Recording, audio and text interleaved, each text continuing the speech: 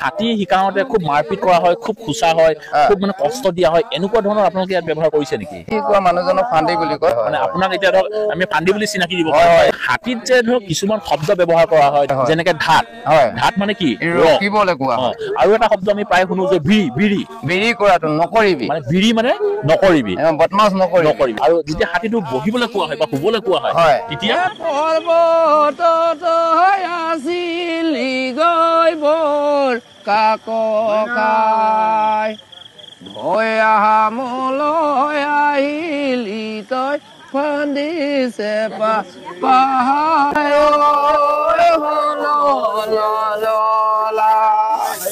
পাহাৰতে আছিলি গৈ বৰ কাককাই। আপোনালোকক এয়া যি আমি দেখুৱাই আছো যে হাতীটোক যে ধৰক এনেকে যে মুচি আছে, হাতীটো তেওঁলোকে অভ্যাস কৰাইছে। হয়, যেতিয়া ধৰক এটা হাতী মানুহে চুব বা মানুহে সেই হাতীটো আমাৰ গাত যেতিয়া ধৰক মানে কুলকুলিয়াই বুলি কওঁ যে আমি আমাৰ গাটো আমাৰ গাত চুই দিলে এই কুলকুলিয়া বা এই কুলকুলিয়নিটো মাৰিবৰ কাৰণে এই ধৰণে তেওঁলোকে খেৰ দি মুচি দিয়া হৈছে আৰু তেওঁলোকক যাতে হাতীটোক অভ্যাস কৰাই দিছে যাতে এনেকুৱা কৰিলে একো নহয়। আৰু এই হাতীটোক এইখিনি অভ্যাস কৰা হৈছে, নহয় জানো দাদাই? এই আপুনি যে হাতীটোক যে এতিয়া খেৰখিনি যে মুচি আছে, এই মুচি থকাৰ কাৰণটো কি হ'ব পাৰে? ইয়াক মুচি থকাৰ কাৰণটো হৈছে ইয়াৰ গুটগুটি আমাৰ মৰাণ ভাষাত হুৰহুৰণি, যাতে পিৰপিৰণিটো শেষ কৰিবৰ কাৰণে আমি এই খেৰ শুকুৱাই দি মুচো। মানে তেওঁৰ পিঠিৰ পৰা নখলৈকে যাতে তেওঁ মানে কোনো কেতিয়াবা অসুবিধা জেগাত কিবা বান্ধোতেও মানে যাতে মাউথত এফেক্ট নকৰে, এই হুৰহুৰণিটো মাৰ ধুৱাবৰ কাৰণে আমি খেৰ শুকুৱাই দি মোচা হয়। খুব ধুনীয়া এটা পদ্ধতি যে হাতী শিকাওঁতে কি ধৰণে তেওঁ গোটেই হাতীটোক অভ্যাস কৰা। আপোনাৰ নামটো কি বাৰু? মোৰ নামটো শৰৎ মৰাণ, মোৰ তৰাণী গাঁও। হয়, আচ্ছা, মই এতিয়া এটা কথা জানিব বিচাৰিছো, যেনেকে ধৰক হাতী চলোৱাজনক মাউথ বুলি কয়, এতিয়া আপুনিতো ধৰক হাতীটো শিকাইছেহে, এই হাতী শিকোৱা মানুহজনক কি বুলি কয়? হাতী শিকোৱা মানুহজনক ফান্দি বুলি কয়। মানে আপোনাক এতিয়া ধৰক আমি ফান্দি বুলি চিনাকি দিব পাৰোঁ। আমাৰ এইটো পিলখানা বুলি কয় জেগা টুকুৰা। কি কয়? এই পিলখানা বুলি কয় জেগা টুকুৰা, মানে যিটুকুৰা জেগাত হাতীটো শিকোৱা হয় এই জেগা টুকুৰা পিলখানা বুলি কোৱা হয়। এই পিলখানা বুলি কোৱা জেগা টুকুৰাত ফান্দি বুলিয়ে মোক প্ৰায় মানুহে আপোনাক চিনাকি দিয়ে। আৰু এনেকুৱা ধৰণৰ ভিডিঅ' হয়তো আপোনালোকে ক'ৰবাত চাৰ্চ কৰিলে পায়, মই নাপায় মই নাজানো, কিন্তু আজি মই প্ৰথমবাৰ আপোনালোকক ইমান ডাঙৰ এটা জন্তু, এটা হাতীক কি ধৰণে শিক্ষা দিয়া হয় বা কি ধৰণে তেওঁক শিকোৱা হয়, প্ৰতিটো কথা, প্ৰতিটো বাক্য, প্ৰতিটো শব্দ কি ধৰণে তেওঁক শিকোৱা হয়, সকলোখিনি মই আজি আপোনালোকক এই ভিডিঅ'টোত জনাবৰ কাৰণে মই চেষ্টা কৰিম। এটা হাতী পোৱালি শিকাবলৈ মেক্সিমাম বয়স মানে খুব বেছি বয়স কিমান? 6 বছৰলৈকে শিকাব পাৰি। 7 বছৰ মানে 7 বছৰ পাছত শিকাবলৈ অকণমান অসুবিধা হয়। প্ৰায় বুজনি নলয়। আচ্ছা, আৰু এটা কথা মই আপোনাৰ পৰা জানিব বিচাৰিছো যে এই হাতী পোৱালি যেতিয়া শিকোৱা হয়, হাতীত যে আপোনালোকে যে এই ৰছীবিলাক যে বান্ধিছে, কেইডাল ৰছী লাগে? ৰছী এনেকে মেইনকে আমাক 5ডাল ৰছী ব্যৱহাৰ কৰা হয়। মেইন ডাঙৰ ৰছী, তাৰ দ্বিতীয়তে মানে সৰু 2ডাল থাকে। আগফালৰ ৰছীডাল লেকাত বুলি কোৱা হয়। এতিয়া ভাইটি অকণমান এইফালে দেখাই দিয়ক, মানে কোনডাল? এইডাল লেকাত বুলি কোৱা হয়। এই জুতি ধোৱাডাল, এই ডাঙৰ 2ডাল আকৌ জটকা বুলি কোৱা হয়। ইয়াত এতিয়া কি ৰছী 2ডাল আছে নেকি? ইয়াত 3ডাল ৰছী আছে। এই 3ডাল মানে এই সৰু ৰছীডাল, যিডাল চাৰিৰ নিচিনাকৈ অসমীয়া চাৰিটোৰ নিচিনাকৈ বনাই থোৱা আছে, সেইডাল দেগী বুলি কোৱা হয়। দেগী আৰু লেকাত মানে আগৰ দীঘল 2ডাল জটকা বুলি কোৱা হয়। এই 2ডাল যিডাল সেইফালে গৈ খুঁটাটোত যে লাগিছে, হয় জটকা বুলি কোৱা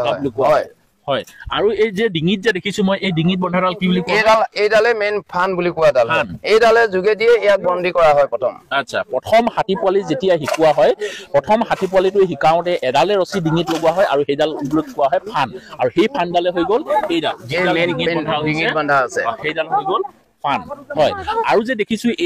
এইডালক কি বুলি কোৱা হয়? এইডাল হৈছে আপোনাৰ মাউত বা মানে ইয়াক প্ৰশিক্ষণ দিয়া সময়ত ল'ৰা পোৱালি কিছুমানে উঠি ফূৰ্তি আনন্দও কৰিব পাৰে। যে এইডাল হৈছে আপোনাৰ এডাল ক'বলৈ গ'লে মানুহক কভাৰ কৰি ৰখা বস্তু, কাঁচ বুলি কয়। কাঁচ হয়। আমি হাতীৰ গাত প্ৰায় কাঁচ বুলি এডাল ৰছীৰ নাম শুনো, আৰু সেইডালে হৈ গ'ল এইডাল, আৰু সেইডালে হৈ গ'ল মানে সেইডাল একচুৱেলি তাত ধৰি ল'বৰ কাৰণে সুবিধা হয়। আৰু ক'ৰবাত কেনেবাকৈ নিব লগা হ'লেও কিছুমান বস্তু বান্ধি খুন্দি নিবৰ কাৰণে এই কাঁচডালৰ যোগেদি সুবিধা হয়।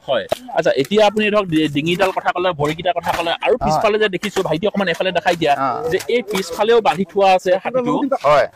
এই পিছফালে বন্ধা এই ৰছী কেইডালক কি বুলি কোৱা হয়?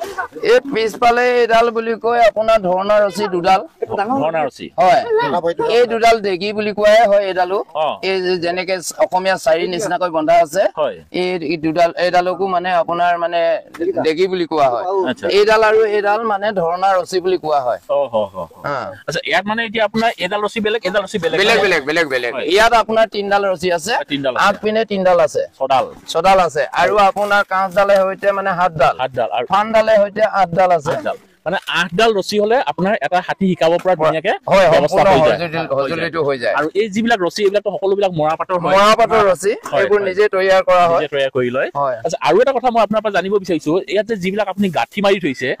এটা কথা আমি শুনিবলৈ পাইছো যে হাতী শিকাওতে যিবিলাক ৰছী বন্ধা হয় তাত গাঁঠি নাথাকে বুলি কোৱা আমি শুনিছো কথাটো সঁচা নেকি সঁচা এইটো সত্য কথা হয় ইমান ডাঙৰ এটা জন্তু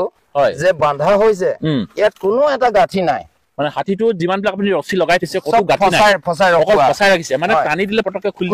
পৰা আচ্ছা ইয়াৰ কাৰণটো কি জানিব পাৰিম নেকি ইয়াৰ কাৰণটো এটাই কথা আছে ইমান ডাঙৰ জীৱ জন্তু আপুনি উঠাই যে মানে বস্তুটো ভালকে খুলিব পাৰিব বেন লুটিয়াই খুলিব পাৰিব তেওঁ যদি বাইচেস এক্সিডেন্ট হৈ গল আমি কামত ব্যৱহাৰ কৰো হাতী বাইচেস কামত ব্যৱহাৰ কৰাৰ সময়ত যদি পাল্টি হৈ গল আপুনিতো তেওঁক মানে পাল্টি কৰি মানে বস্তুটো খুলিব নোৱাৰি গতিকে লৈ তেওঁ পাল্টি হৈ থাকোঁতে টাইট হৈ থকা ৰছীডাল আপুনি টানি দিলে খোল খাব এইটো সুবিধাৰ কাৰণে সেই ৰছীখিনি আপোনাৰ গাঁঠি নাথাকে হয় কিমান ধুনীয়া এটা টেকনিকত ভাবিছক ইমান ডাঙৰ এটা জীৱ জন্তু যে কোনো গাঁঠি নোহোৱাকে আমি ধৰক এটা সৰু ছাগলী বা এটা গৰু যদি আমি বান্ধো এটা গাঁঠি মাৰো কিন্তু ভাবিছক ইমান ডাঙৰ জন্তু এটাও যদি বান্ধিব যদি লগা হয় নহয় তেওঁলোকে চব ইমান ধুনীয়াকে টেকনিকত কোনো গাঁঠি নোহোৱাকে তেওঁলোকে ব্যৱহাৰ কৰি ইমান ধুনীয়া এটা মানে ইমান ডাঙৰ এটা জন্তু তেওঁলোকে বান্ধি তেওঁলোকে কন্ট্ৰল কৰিব পাৰিছে আৰু এই টেকনিকটো চব কিমান মানে আমি তেওঁলোকক সেলুট দিব লাগিব আৰু এটা কথা মই আপোনাৰ পৰা জানিব বিচাৰিছো এই যে আপুনি যে এতিয়া গীত এটা পৰিবেশন কৰিছিলে এই গীতটো কি গীত হয় এই গীতটো হৈছে আপোনাৰ এও এটা কম বয়সৰ বস্তু তো জানুৱাৰ হলেও কম বয়সৰ এওক এটা ফুচুলনি দিব কাৰণে আমি বান্ধা জিগাত এওক মানে আমি এই গানটোৰ সহিতে মাকৰ সাউণ্ডটো নুশুনিব কাৰণে আমি এই গানটো পৰিবেশন কৰা হয় তেওঁক মানে ফুচুলনি এটা আচ্ছা আৰু কিছুমান ধৰ্মীয় মাধ্যমো আছে মানে ধৰি লওক ফান্দিয়ে কেনেকে গৈছিলে কেনেকে ধৰি আনিলে কিহে ধৰি আনিলে তেনেকুৱা কিছুমান গান থাকে গতিকে লৈ আমি এই হাতী শিকাওঁতে এই গানখিনি কোৱা হয় আচ্ছা এতিয়া আপোনালোকে ধৰক এতিয়া এই মানুহ যে উঠিছে ল'ৰা ইমানবিলাক যে ল'ৰা উঠিছে এইটো অকল এটা অভ্যাসে নহয় জানো হয় অভ্যাস মানে এনেকুৱা হয় প্ৰথম শিকোৱা সময়ত যদি এজনেই শিকোৱা হয় নেক্সটত তেওঁ মানে 2-3টা উঠিব নিদিব আমি মানে বৰ্তমান নেজলৈকে শিকোৱা শেষ হোৱালৈকে মাথাৰ পৰা নেজলৈকে সম্পূৰ্ণ যেতিয়া মানে ডাঙৰৰ পৰা সৰুলৈকে উঠিব পাৰিব এতিয়াহে তেওঁক আমি ভালকে হয় এওঁ দিছে বিশ্বাস হৈছে তেতিয়াহে ইয়াক বিশ্বাসত ল'ব পৰা হয় হাতী শিকাওঁতে খুব মাৰপিট কৰা হয় খুব খুচা হয় খুব মানে কষ্ট দিয়া হয় এনেকুৱা ধৰণৰ আপোনালোকে ইয়াত ব্যৱহাৰ কৰিছে নেকি সেইটো আপুনি নিজৰ জৰিয়তে আপুনি চাব পাৰে ক'বাত যদি আপুনি অকমান ঘুম ধানো পাইছে তেতিয়া আপুনি মোক ক'ব যে হয় আপোনালোকে হাৰাশাস্তি দিয়ে যে আপুনি যদি কতো যদি ঘুণ ঘান নাপায় আপুনিও অসমবাসী ৰাইজক যে দাঁতি ক'ব পাৰিব আপোনাৰ চেনেলৰ জৰিয়তে যে হাতীটো কতো ঘুণ ঘান নাই এইটো আপুনি নিজে চাব পাৰে না ময়ো অথনিৰ পৰা ইয়াত আছো হাতীটো মই চাই আছো যে আমি প্ৰায়বিলাক এটা কথা শুনিবলৈ পাওঁ যে হাতী শিকাওঁতে বহুত খুচে বহুত মাৰপিট কৰে তাৰপিছতে হাতীটো কণ্ট্ৰল কৰিব পাৰে বুলি কিন্তু আমি ইয়াত গোটেইখিনি পৰিৱেশ চালো যে কতো এটা দাগ নাই কতো মানে আপোনালোকে এতিয়া ধৰক এওঁলোকে লাঠি লৈ আছে হয় কিন্তু এইটো অকল এটা ভয় খুৱাবৰ কাৰণে ভয় খুৱাবৰ কাৰণে এইটো কোনো মাৰপিট বা কোনো তেনেকে আঘাত কৰা নহয় এতিয়া এই প্ৰতিটো বস্তু যেতিয়া নাম আছে এই লাঠিডালৰ এটা নাম আছে চাগে হয় এইডাল হৈছে আমাৰ এটা গুণাগুণ থকা আমি কেনা বুলি কওঁ কেনা হয় আৰু এই কেনাডাল আমাৰ যথেষ্ট কামত মানে ব্যৱহাৰ কৰা হয় আচ্ছা কিছুমান কাণ কলা মানুহৰ ব্যৱহাৰ কৰা হয় হয়তো কিছুমান মানে খোজ কাঢ়িব নোৱাৰা মানুহৰ লগত ব্যৱহাৰ কৰা হয় আচ্ছা ইয়াৰ এটা দ্ৰৱৰ পদ্ধতি বুলি ক'ব লাগিব অকল হাতীটো শিকাওঁতে যে এডাল ব্যৱহাৰ কৰে এইটো নহয় মানে ইয়াক মানে পাছতো ব্যৱহাৰ কৰা হয় কামত ব্যৱহাৰ কৰা হয় বহুতখিনি কথা আজি আমি আপোনালোকক এই ভিডিঅ'টোৰ জৰিয়তে জনাবৰ কাৰণে চেষ্টা কৰিছো আৰু এটা কথা মই আপোনাৰ পৰা জানিব বিচাৰিছো যে এই হাতীত যে ধৰক কিছুমান শব্দ ব্যৱহাৰ কৰা হয় যেনেকে ঢাত মানে কি ৰখিবলৈ কোৱা হয় আৰু এটা শব্দ আমি প্ৰায় শুনো যে বিৰি কৰাটো নকৰিবি মানে বিৰি মানে নকৰিবি বদমাছ নকৰিবি আৰু যেতিয়া হাতীটো বহিবলৈ কোৱা হয় বা শুবলৈ কোৱা হয় তেতিয়া বট ক'ব লাগিব তেতিয়া তেওঁ বট পৰি মানে মানুহ উঠিবলৈ সুবিধা কৰিব বা বস্তু লাদিবলৈ সুবিধা হ'ব হয়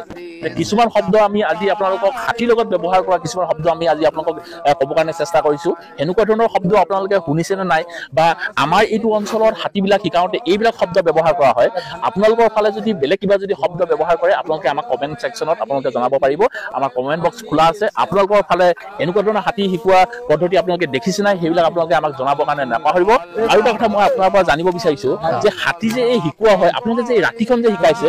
ৰাতি কিয় শিকাইছে দিনত শিকাব নোৱাৰে নেকি ৰাতি শিকোৱা এটা আমাৰ ধৰ্মীয় অনুষ্ঠান ক'ব লাগিব আমি